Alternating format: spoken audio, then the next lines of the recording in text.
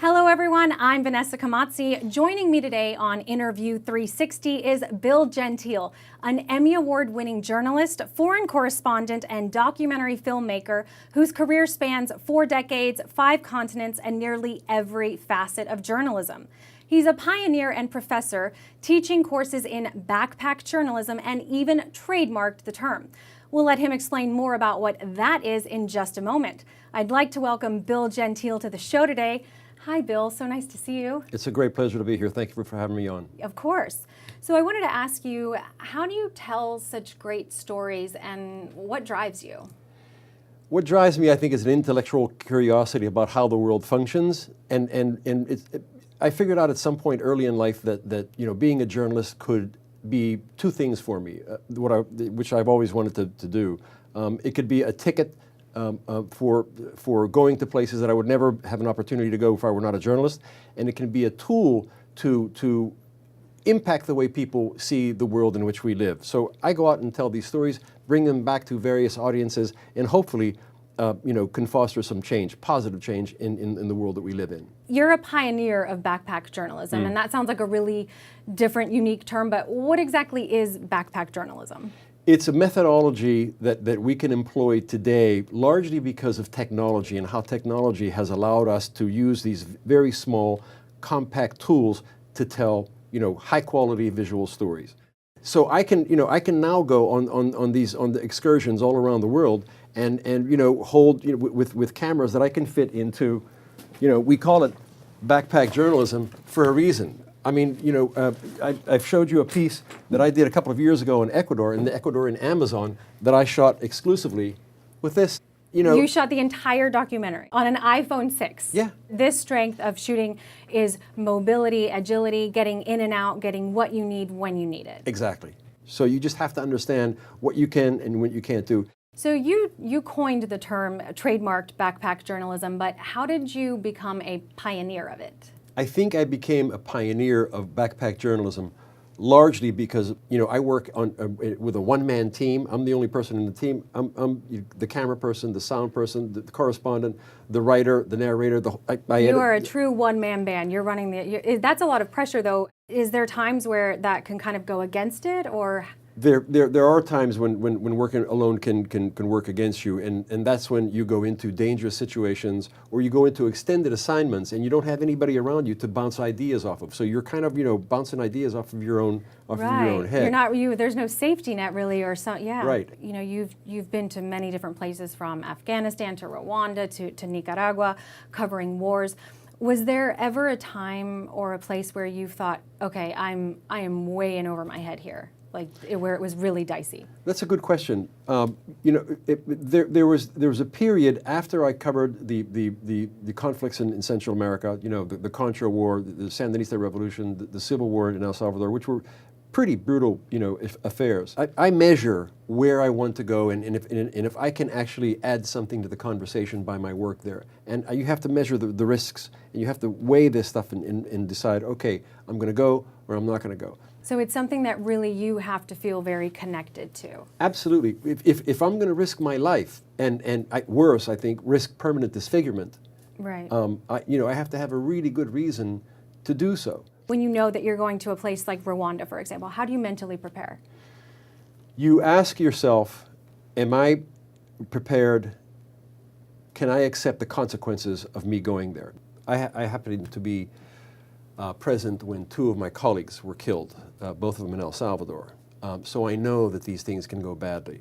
And every time that I think about going to take on one of these assignments, whether it's in Central America, Iraq, or Afghanistan, I ask myself, okay, are you prepared to take the consequences for your actions if things go badly? Right. And that means, are you prepared to lose life, or are you prepared to be permanently disfigured? That's a lot to ask yourself. These are heavy questions, they're serious questions, and you have to ask yourself these because, God forbid, you get into a dicey situation and you're not prepared, you're not prepared mentally to be there, you could fall apart, and you could be a risk not only to yourself but to others around you. You spent a lot of time in Nicaragua, and you actually published a book. I know that this is something for you that was a labor of love, so I'd love to hear more about this book with all of these incredible photos. This is probably the single most important piece of work that I've done in my 40 years of working as a professional journalist. I lived in Nicaragua for 7 years. I covered the Sandinista Revolution in 1979. I lived there through most of the Contra War during the 1980s. My first wife is Nicaraguan. I have connections with a lot of people there. So this was really a labor of love, and you know, and I risked my life many times with the Sandinista forces, with the Contras in the mountains, and I was okay with it.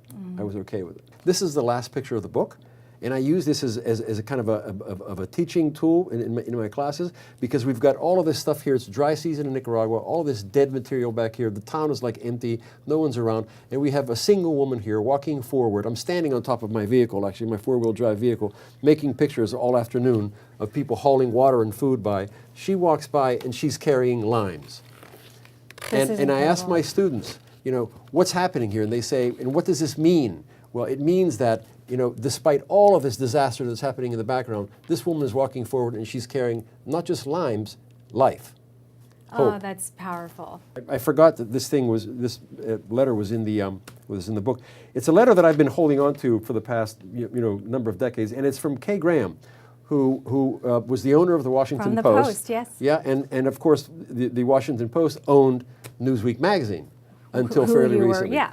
And it's a letter from her thanking me for the copy that I had sent her, copy of this book that I had sent her as a gift, and she's writing that the book on Nicaragua is absolutely beautiful, so on and so forth. So it's a nice little token of her appreciation for this book. She liked it, so that's a big deal. That is a big deal, and I was going to say, speaking to that, I'll put that here. Because you've been in so many different places and you come across so many different people, I mean, you must have met some pretty interesting people in your lifetime doing this work. I have, and I'll tell you, and they're not all presidents and prime ministers. I mean, some of the most compelling people that I've met are peasants. And we, as particularly the journalists who lived in Nicaragua, and who covered the area and who spoke the language and who had married people from the region, we were engaged and we were seen as not as missionaries, but as people with a humanitarian mission. Mm-hmm. You know, so we were really on a humanitarian mission, and not just a journalistic, task. And that's, at the end of the day, what it seems like what connects you the most. I mean, people. And it's the biggest payoff. That's the biggest source of gratification that you have for the long, hard days working in the field under a blazing sun, in very uncomfortable and sometimes very dangerous situations. That connection, that human connection, is what keeps you getting up at 5 o'clock in the morning the next day to go back to work. So when you're in Afghanistan, for example, the piece that you did that I believe was nominated for an Emmy, that piece, when you're filming and you're with the Marines and the Afghani villagers, I mean, not everybody wants to be filmed or not everybody wants to share and tell their story. Right. Before I left for this assignment, I was in New York and talking with my editors there at PBS. And they said, don't forget to try to get the other side of the story, not just the Marines. Try to make this a balanced story. Get the Afghan people's perspective too.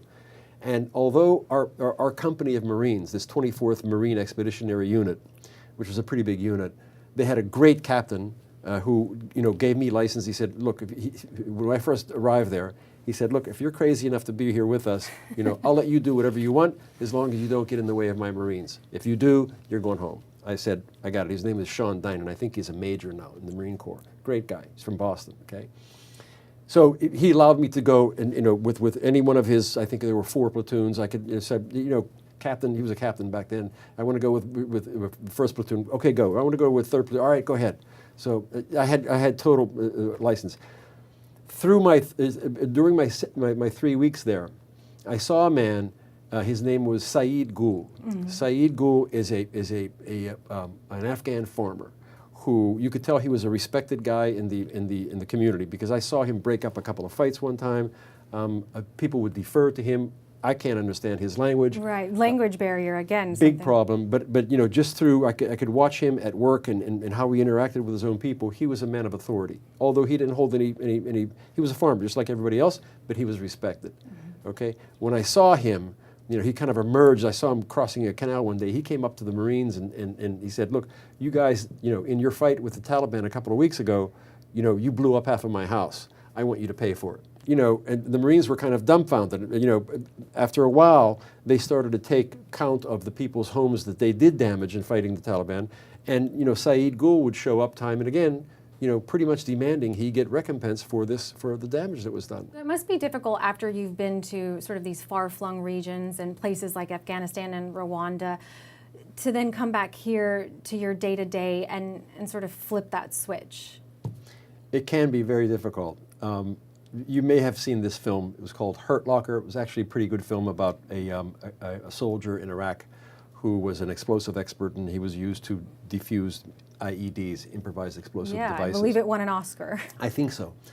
And there's a scene when, you know, after his first tour in Iraq, which is like life on the edge, okay? This is what journalism can be too. It could be life on the edge. And he's back in the United States. I'm not sure exactly where. But he's on a day kind of like today, dreary, rainy, cold. He's on a ladder cleaning out a gutter, you know, the leaves in a rain gutter, okay? Yes. And it's one of the most disgusting things, you know, you can do to your house, right? Just not fun to do. It's sludgy stuff. It's, you know, it's uncomfortable, it's ugly.